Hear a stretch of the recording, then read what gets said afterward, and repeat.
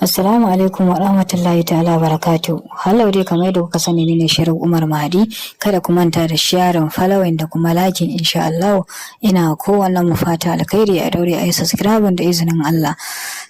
Allahumma salli ala sayyidina Muhammad al-Fatih lima ukulika wal katib lima sabaqa nasir al-haqq bil haqq wal hadi ila siratal mustaqim wa ala alihi haqqa qadrihi wa miqdarihi al-azim. Al'ummar musulmin fadin duniya musamman mutanen kamar Togo, Algeria, Mali, Burkina Faso, South Africa, Abu Dhabi, Kwatana da sauran kasashe. Ko a wace ƙasa kake, ko a wace jiha kake, ko kamar Togo, ko dai wani yanki kake, insha Allah kana buƙatar aiki na tasrifi za mu yi aiwatar maka. Kada ka damu daga inda kake da izinin Allah. Domin ko ina da akwai Allah da izinin Allah, kuma za ka samu biyan buƙata yankan wuƙa insha Allah izinin Allah.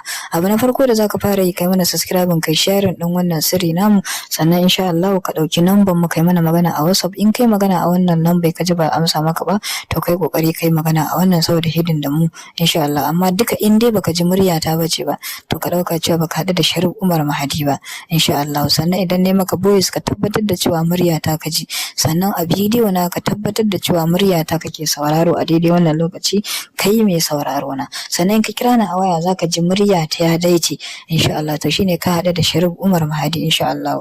Ina ko wannan mu fata alkhairi da fatan muna lafiya da mu. Wasu kan dauki karatuttukan mu sai su je su dora shi akan wani shafi sai su rika cutan mutane, suna damfaran mutane da izinin Allah. To kun ga hakan ba daidai bane.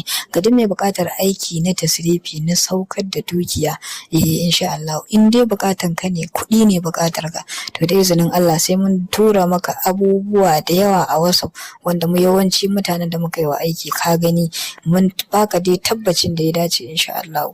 In ma a lokacin an yi sa'a mun gabatar da sabon aiki, za mu yi maka bidiyon sabon aikin da sunanka da komai domin mu tura maka don ka tabbatar. Sannan insha Allah ka kira mu ma da izinin Allah za mu ɗaga kuma za ka ji muryar mu ce da izinin Allah. Wannan shine zai ƙara baka tabbaci akan abin da ya shafi aiki na tasrifi. Shi dai aikin tasrifi turare ne ake siya.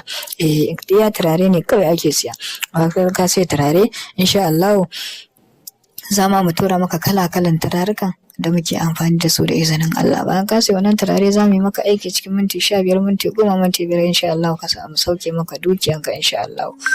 Kuma ana kiran rafane ne, ma'ana wasu na cin aljanu insha Allah, amma abin da ake kira da rafane musamman aljani wanda insha Allah shi rayuwarsa kamar irin is very simple take insha Allah. Za mu ɗauki wannan turare mu bashi insha Allah zai ba mu dukiya adadin da muka bashi na darajar turaren mu insha Allah, haka zai ba mu dukiya. Ya danganta da miliyan nawa kake so, kuma ya danganta da kalar turaren da za a saya wanda zai sauke maka wannan dukiya da izinin Allah.